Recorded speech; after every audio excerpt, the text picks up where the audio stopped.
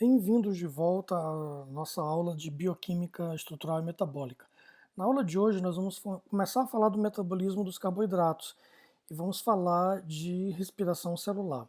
A respiração celular, para fins didáticos, para a gente entender melhor, ela é dividida em três partes. Não significa que isso acontece de forma separada, está acontecendo tudo ao mesmo tempo dentro da célula, nesse mesmo momento. Mas, para a gente compreender a sequência, né, de eventos que acontecem aí, a gente vai imaginar uma molécula de glicose que foi obtida a partir da alimentação e o que, é que vai acontecer com ela seguindo essa cadeia. Então, nós temos a primeira etapa, a glicólise, na segunda etapa, o ciclo de Krebs, e na terceira etapa, o que a gente chama de fosforilação oxidativa. Então, a princípio, vamos falar da glicólise e entender o que acontece aí. Como o nome sugere, né, glicólise é a quebra da glicose. Então, ela acontece no líquido citoplasmático, ou no citosol, como queiram chamar, e ali a primeira etapa, ela tem 10 etapas, essa reação, ou 10 reações, né, nessa etapa, e aí a primeira reação consiste em adicionar um fosfato na glicose. Por que isso acontece ou por que isso é importante? Vocês devem lembrar que a membrana celular, ela tem uma camada dupla ali de lipídios, né, de lipofosfato. Então, essa camada dupla não permite que compostos muito polares ultrapassem, porque ele tem uma característica de lipídio. Então, é mais apolar. Sendo assim, quando a glicose entra na célula, sendo trazida principalmente pela bomba de potássio e sódio, né? Então a glicose se liga a um sódio, é trazida para dentro da célula, o sódio é expulso pelo potássio e a glicose então está dentro da célula. Ela ainda poderia sair, ela poderia ser permeada para fora da célula. Então acontece aí o ancoramento dessa glicose pela adição de um fosfato. E como é que isso acontece? Gastando ATP. Então nós vamos retirar um fosfato do ATP, que vai virar ADP, e isso acontece pela ação de uma enzima chamada hexocinase.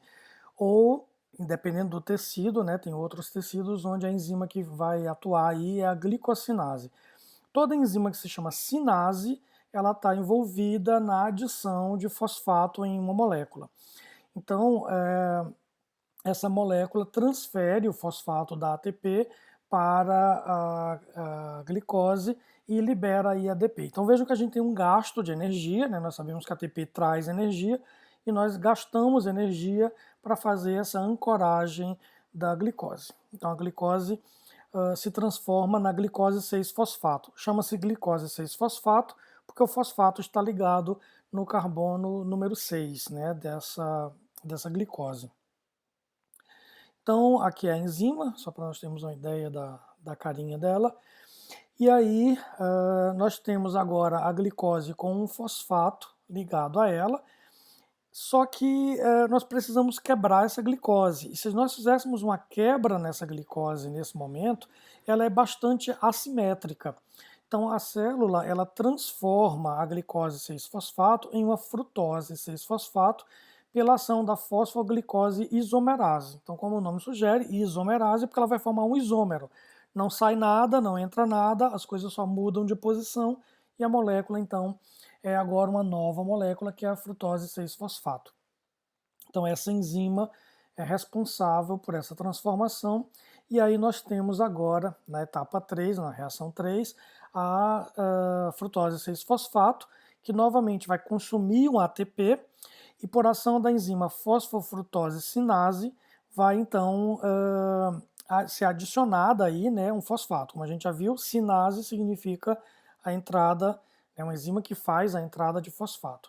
Então, agora sim, essa molécula está bem mais próxima de uma simetria. Ela não é completamente simétrica, mas se aproxima bastante de uma simetria. Então, eu poderia quebrar essa molécula mais ou menos ao meio e separar aí duas trioses. Nós sabemos que a glicose e a frutose são hexoses, têm 6 carbonos. E aí, quebrando ela ao meio, nós vamos formar duas trioses. Então, duas moléculas com 3 carbonos. Então, as moléculas formadas nessa quebra por ação da aldolase são o dihidroxacetona fosfato e o gliceraldeído 3-fosfato. Então, quando nós falamos de carboidrato, nós vimos que os menores carboidratos são exatamente a dihidroxiacetona e o gliceraldeído, são duas trioses. A diferença entre eles é que na dihidroxiacetona nós temos uma dupla O no carbono central, enquanto que no gliceraldeído a dupla O está em uma das pontas. Então nós vemos aí que no carbono 3 do gliceraldeído nós temos um fosfato e a mesma coisa acontece ali na de hidroxiacetona, só que esses dois carbonos da ponta são iguais, né? Então vejam que eu agora tenho duas moléculas parecidas, mas não exatamente iguais. Então o que é que a célula faz agora? A célula vai transformar a dihidroxiacetona, fosfato, em gliceraldeído 3-fosfato. Para isso, nós temos a ação de uma enzima que é a triose fosfato isomerase. Novamente, pelo nome, nós vemos que ela não vai tirar nada, não vai adicionar nada, ela simplesmente vai reposicionar as coisas nessa molécula. Então, ela vai passar a dupla ligação para o carbono de cima e colocar a hidroxila para o carbono de baixo. Então, ela rearranja a posição dos hidrogênios e das ligações, e aí eu tenho o gliceraldeído 3-fosfato. A partir daqui, nós percebemos que a molécula de glicose original produziu 2-gliceraldeído 3-fosfato. Então, tudo que nós falarmos daqui para frente vai acontecer de forma duplicada, né? Então, vejam que por ação dessa enzima, nós temos a transformação da dihidroxiacetona fosfato em gliceraldeído 3-fosfato. Mas essa reação ela é reversível, onde a velocidade 1, a princípio, é muito maior do que a velocidade 2, e em algum momento isso chega no equilíbrio. Esse equilíbrio é alcançado quando V1 é igual a V2. E no nosso caso, V1 vai ser igual a V2 quando a concentração de hidroxiacetona for 9 vezes maior que a de gliceraldeído 3-fosfato. Então, ao passo que esse gliceraldeído 3-fosfato for sendo consumido, mais gliceraldeído 3-fosfato vai sendo produzido. Se ele não fosse consumido, a reação ia parar. Mas como existe o consumo do gliceraldeído, então essa reação continua acontecendo e a gente continua deslocando esse equilíbrio para formar mais gliceraldeído 3-fosfato. Essa é a enzima, então, que faz esse trabalho. Bom, então na reação 6, o que nós vamos ter aqui é a entrada de um fosfato, de um mais um fosfato, né, para transformar o gliceraldeído 3-fosfato em um 3-bifosfoglicerato.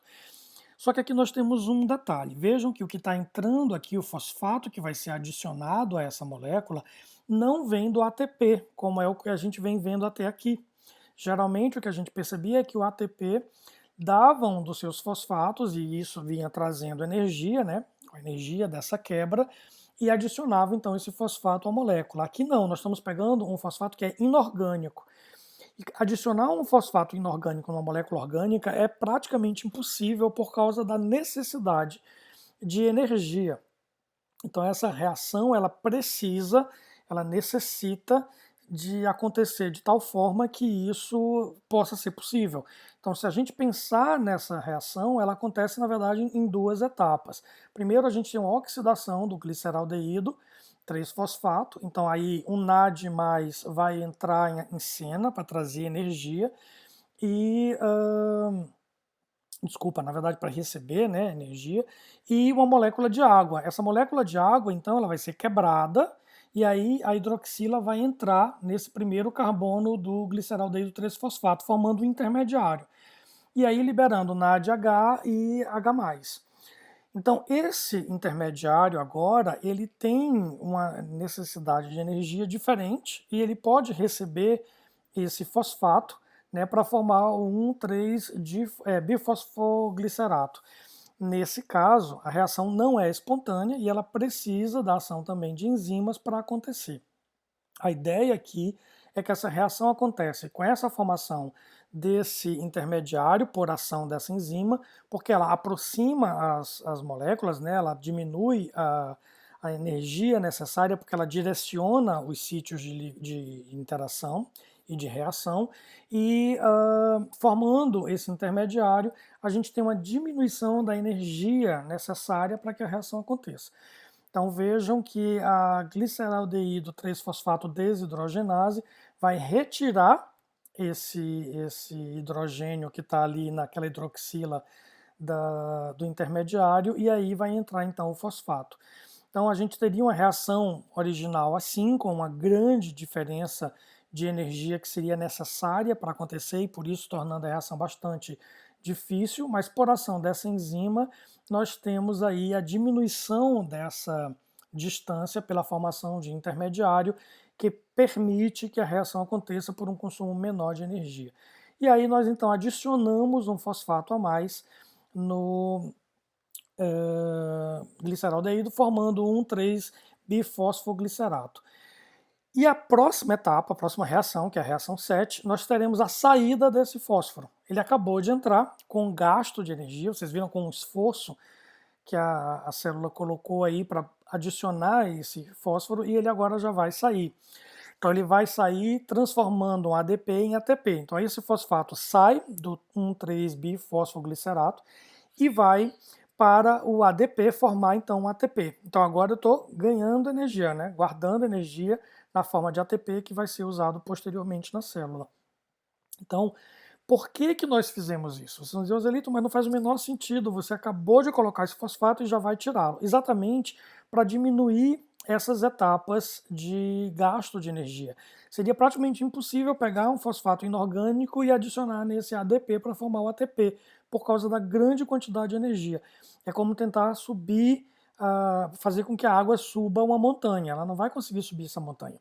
Para que a água suba a montanha, eu preciso bombeá-la, eu preciso dar energia para que isso aconteça. E isso também pode ser feito em etapas. Então, o que a gente fez nesse caso foi subir a ladeira, foi bombear esse fosfato para um ponto energético mais alto, para que aí depois ele, de forma mais espontânea, possa ser adicionado ao ADP para formar o ATP. Então, a oxidação do gliceraldeído e a adição desse fosfato ao gliceraldeído, que vai formar o 1,3-bifosfoglicerato, permite a transferência daquele fósforo, né, daquele fosfato, que originalmente era inorgânico, para um ATP.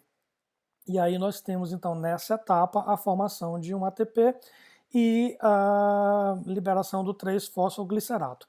Esse 3-fosfoglicerato então vai sofrer agora a ação de uma outra enzima, que é a fosfoglicerato mutase. O que ela vai fazer, na verdade, é mudar a posição desse fosfato para esse oxigênio do centro da molécula e formar o 2-fosfoglicerato.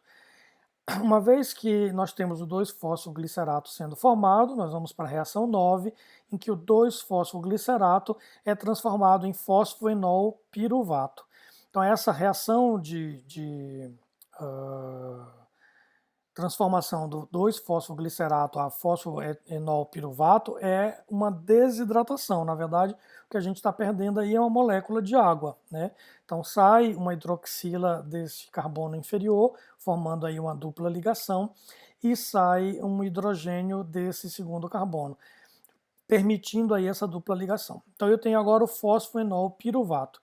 Esse fosfoenol piruvato, ele vai para a etapa 10, onde reage com a ADP, perde então esse fósforo, esse fosfato, liberando o piruvato e mais um ATP.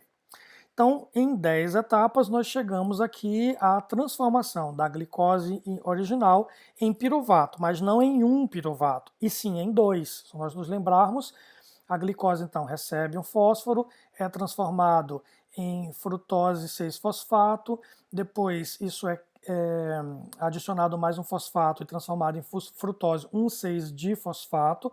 Depois há a quebra. Nessa primeira etapa, então, nós gastamos 2 ATP para poder fazer a transformação da glicose em frutose 1,6-difosfato. E aqui na etapa 4, nós quebramos essa frutose 1,6-difosfato, produzindo dihidroxacetona fosfato e gliceraldeído fosfato. Essa dihidroxacetona fosfato, na reação número 5, é transformada em gliceraldeído 3-fosfato.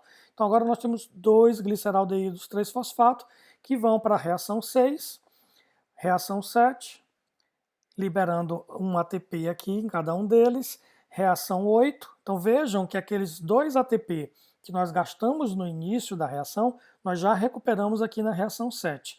Na reação 8, na reação 9 e, finalmente, na reação 10, nós liberamos mais 2 ATP. Então, o saldo geral da glicose seria o consumo de 2 ATP e a produção de 4 ATP.